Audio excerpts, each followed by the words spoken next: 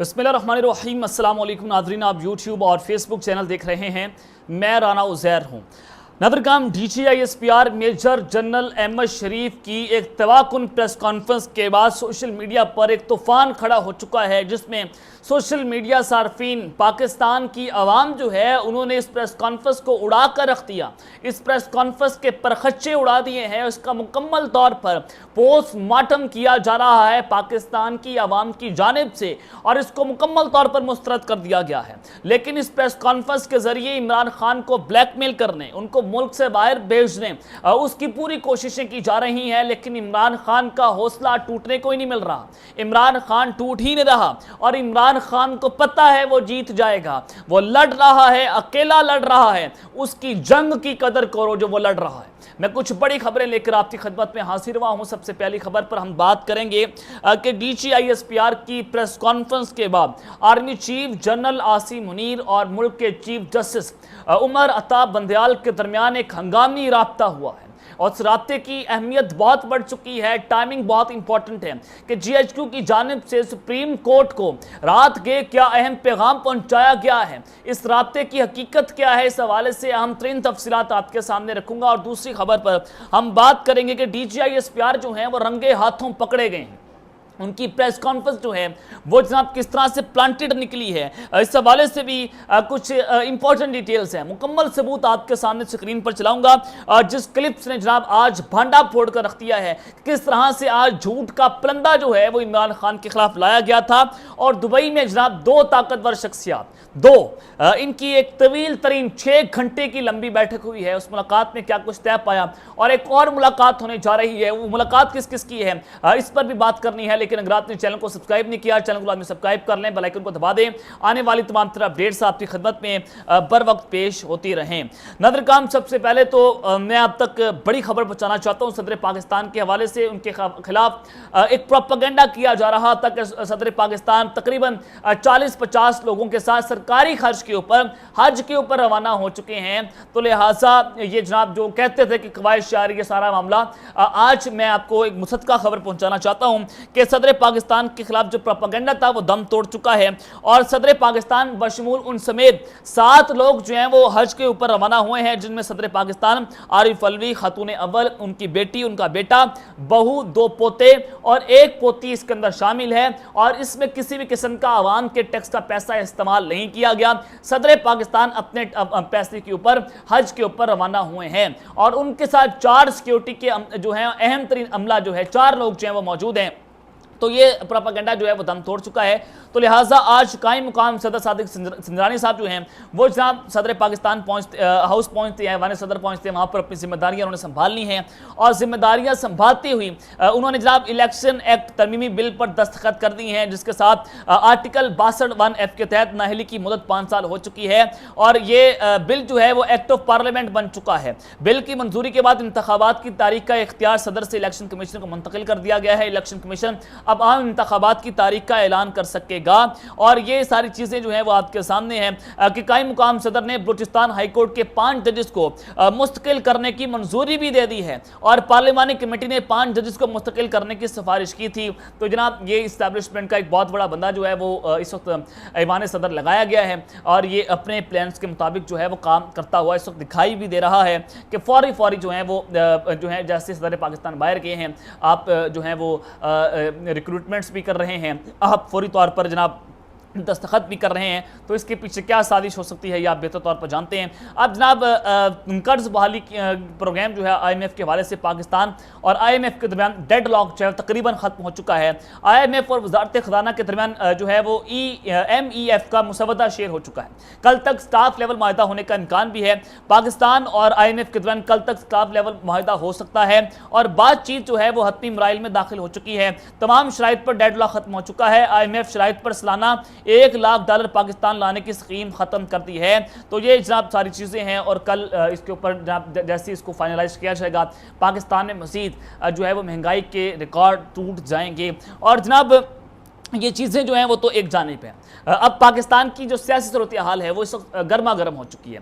पाकिस्तान की सियासी सूरत हाल एक ऐसे कुएं के ऊपर जाकर खड़ी हो चुकी है, एक ऐसा खतरनाक दुराय है कि जहां पर एक खौफनाक तसादुम शुरू हो सकता है और ये अनअवॉइडेबल तसादुम होगा कि मिलिट्री अदालतें अगर लग गई, पाकिस्तान में एक ऐसी जंग लग जाएगी, एक ऐसी आग भड़केगी कि उसको कोई रोक नहीं सकेगा। चाहे वो आसिम मुनीर हो, चाहे वो ISPR हो, चाहे वो DGI हो, चाहे वो शहबाज शरीफ हो, चाहे वो इमरान खान हो, कोई भी हो, वो इस जंग को फिर इस आग को नहीं रोक सकेगा। लेकिन जाती अना को तस्कीन देने की खातिर पाकिस्तान में ये सारा कुछ किया जा रहा है, क्योंकि छड़ी का जोर है, ताकत का जोर है, ताकत का नशा है, तो ये सारा कुछ तो होना है पाकिस्तान के अंदर, क्योंकि इमरान खान इन लोगों को पसंद नहीं है। तो इस सब के अंदर सुप्रीम कोर्ट ऑफ पाकिस्तान में जनाब एक बहुत अहम केस लगा हुआ है मिलिट्री कोर्ट्स के हवाले से, और आज उस पर एक अहम तरीन समाअत भी हुई, और उस समाअत के अंदर सुप्रीम कोर्ट को, चीफ जस्टिस को आज अटॉर्नी जनरल ऑफ पाकिस्तान ने बताया कि किसी के ऊपर भी अभी तक मिलिट्री एक्ट के हवाले से, आर्मी एक्ट के हवाले से कोई केस नहीं चला। लेकिन आज DGI-SPR ने प्रेस कॉन्फ्रेंस करके ये बता दिया कि 102 जो लोग हैं उनके ऊपर मिलिट्री अदालतों के जरिए ट्रायल शुरू हो चुका है, और सुप्रीम कोर्ट के अंदर आज ये सबसे बड़ा झूठ पकड़ा गया और DGI-SPR ने जनाब उसको उड़ा कर रख दिया। अब खुद अपने खिलाफ जो ये सारी चीज़ें की जा रही हैं और खुद जनाब ये सारी चीज़ें जो हैं उसको एक्सपोज किया जा रहा है। सबसे पहले बात कर लेते हैं तो दुबई के अंदर जनाब एक बहुत अहम मुलाकात हुई है, और ये मुलाकात जो है वो दो ताकतवर शख्सियात की है। दुबई इस वक्त पाकिस्तान के फैसलों का मरकज़ बना हुआ है। कल रात जो है वो आसिफ अली जरदारी अपने बेटे बिलावल भुट्टो के साथ हंगामी तौर पर खुसूसी तैयारी के जरिए कराची से दुबई पहुँचते हैं। वहाँ पर नवाज शरीफ हैं, मरियम नवाज साहिबा मौजूद हैं, और आपने देखना कि पाकिस्तान का अगर दूसरा GHQ है वो दुबई बना हुआ है, और वहां पर कुछ अहम मुलाकातें जारी हैं। आज आसिफ अली जरदारी और नवाज शरीफ की तवील तरीन मुलाकात हुई है, 6 घंटे की ज़राए बताते हैं कि मुलाकात हुई है, और इस मुलाकात के अंदर सियासी मौशी सूरत हाल समेत इंतखाबात से मुतल्लिक अमूर पर तबादला ख्याल हुआ है। और मुलाकात में सूबाई और कौमी असम्बली की सीट एडजस्टमेंट के ऊपर जो है वो तफसीली गुफ्तगू हुई है। अब नवाज शरीफ साहब ने आसिफ जरदारी के खाने पर दावत दी है, और मुलाकात का पहला सेशन मुकम्मल हो चुका है। अब रात खाने पर मुलाकात की होगी और दूसरी बैठक इसको कहा जा रहा है, और ज़राए के मुताबिक पाकिस्तानी सियासत का मरकज अभी दुबई रहेगा, और कई सियासी रहनुमाओं की दुबई आमद का इम्कान भी जाहिर किया जा रहा है। जबकि दुबई में अगले चंद दिनों में नवाज शरीफ से सियासी रहनुमाओं की बैठकों का इम्कान भी है। नवाज शरीफ दुबई में क़याम करने के बाद अबू धाबी और सऊदी अरब की तरफ रवाना होंगे। ये जनाब चीज़ें बड़ी इंपॉर्टेंट हैं, और ज़राए ये भी बताते हैं कि नवाज शरीफ की वतन वापसी के हवाले से 14 अगस्त की तारीख जो है उस पर गौर जारी है, और इंतखाबी मुहिम की क़यादत और सरबराही नवाज शरीफ ही करेंगे। वतन वापसी के लिए 14 अगस्त की तारीख जो है उसको तजवीज़ दी गई है, और आने वाली हुकूमत के लिए मुशावरत और हिकमत अमली नशिस्तें अब दुबई के अंदर होंगी। अहम सियासी मुलाकातों का सिलसिला ईद के बाद भी जारी रहेगा, और इस बिलावल भुट्टो आसिफ जरदारी साहब जो हैं वो जनाब दुबई के अंदर मौजूद हैं। ये जनाब मैंने बहुत सी चीज़ें आपके सामने रखनी हैं, और ज़राए के मुताबिक जनाब जो वफाकी वज़ीर कानून है आज़म नदीर तारड़, वो कानूनी टीम की सरबराही कर रहे हैं, और मामले खुसूसी अताउल्लाह तारड़, इरफान कादिर कानूनी मशीर कमेटी में शामिल होंगे। नवाज शरीफ के केसेस की पैरवी करने वाले अमजद परवेज़ और दीगर वकला को भी कमेटी के अंदर शामिल कर लिया गया है, और ये कानूनी टीम जो है वो इस हवाले से नवाज शरीफ की वतन वापसी के ऊपर देख रही है। ये चीज़ें मैंने आपके सामने क्रिस्टल क्लियर कर दी कि इस वक्त दुबई के अंदर क्या कुछ हो रहा है, और जो निगरान सेटअप है उसके ऊपर बात हो रही है कि कौन वज़ीर-ए-आज़म होगा और किससे हमें क्या फ़ायदा हुआ, कैसे हम धांधली कर सकते हैं, कैसे इमरान खान को सिस्टम से आउट करना है। तो ये दुबई के अंदर ताकतवरों की मुलाकातें जो हैं वो इस वक्त बहुत जनाब अहमियत इख्तियार कर चुकी हैं। आज जनाब DGI-SPR मेजर जनरल अहमद शरीफ साहब ने एक अहम प्रेस कॉन्फ्रेंस की, और वो प्रेस कॉन्फ्रेंस जो है वो जैसी ख़त्म होती है वो एक्सपोज होगी, उसका ड्रॉप सीन हो गया है, उसका भांडा फूट चुका है, और हालात अब आउट ऑफ कंट्रोल किस तरह से होंगे। आज DGI-SPR जो है वो रंगे हाथों पकड़े गए हैं। DGI-SPR ने बहुत सारे इल्ज़ामात लगाए इमरान खान के ऊपर। उन्होंने कहा कि 9 मई का सानिया पाकिस्तान के खिलाफ साजिश थी, शरअंगेज़ बयानी से लोगों की जहन साजी की गई, और मखसूस सियासी बयानी के लिए हमें नुकसान पहुंचाया गया, फौज के ऊपर हमले किए गए। और इमरान खान साहब ने कहा था कि फौज या एजेंसी ने 9 मई के वाक़यात करवाए और ये प्लांटेड वाक़या, मेरे पास सबूत मौजूद हैं। 9 मई के हवाले से उन्होंने कहा कि फौज या एजेंसी पर सानिया 9 मई करवाने के इल्ज़ाम से ज़्यादा शर्मनाक बात नहीं हो सकती, और फौज के अंदर खुद एहतसाबी का अमल जो है वो भी शुरू हो चुका है, बल्कि उसको मुकम्मल कर लिया गया है। तो ये चीज़ें बड़ी आपके सामने है कि आज जिस तरह से जो प्रेस कॉन्फ्रेंस हुई उसकी मुकम्मल डिटेल्स मैंने अपने पिछले व्लॉग में रखी।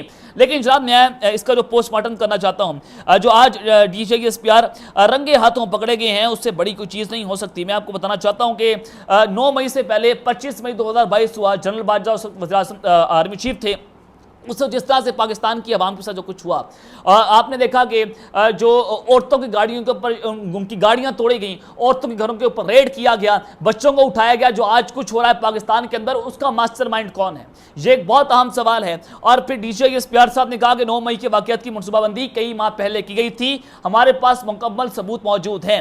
राणा सनाउल्लाह ने भी प्रेस कॉन्फ्रेंस की, उन्होंने कहा कि जनाब जो एक कॉल हमारे पास पकड़ी गई है, उस कॉल के मुताबिक पाकिस्तान तहरीक इंसाफ जो है वो एक प्लान तैयार कर रही है, वो कॉल अभी तक जनाब आपके सामने नहीं रखी गई। DCISPR ने भी कोई सबूत नहीं रखे, राणा सनाउल्लाह ने कोई सबूत नहीं रखे। अगर ये सारा कुछ है, अगर इनके पास सबूत मौजूद है, तो 9 मई को ये रोक क्यों नहीं पाए, उस वाक़े को क्यों नहीं रोका गया, उसको क्यों होने दिया गया, या इनको पता नहीं चला, या रोक नहीं सकते थे, या इनके पास ताकत नहीं है, या फिर ये प्री प्लान था। यहां पर जनाब ये पकड़े जाते हैं कि अगर इनको पहले मालूम था तो 9 मई को इस सारी शर्मंगेज़ी को रोका क्यों नहीं गया, उस सिक्योरिटी का अमला कहां पर मौजूद था। यहां पर आज DCISPR जो है वो रंगे हाथों पकड़े जाते हैं। अब उनकी प्रेस कॉन्फ्रेंस का जो खुलासा था कि हम जो बात कर रहे हैं वो हकाइक पर मबनी है, जबकि जो इमरान खान बात कर रहे हैं वो मन घड़त है, हमारे पास सबूत मौजूद है लेकिन हम दिखाएंगे नहीं।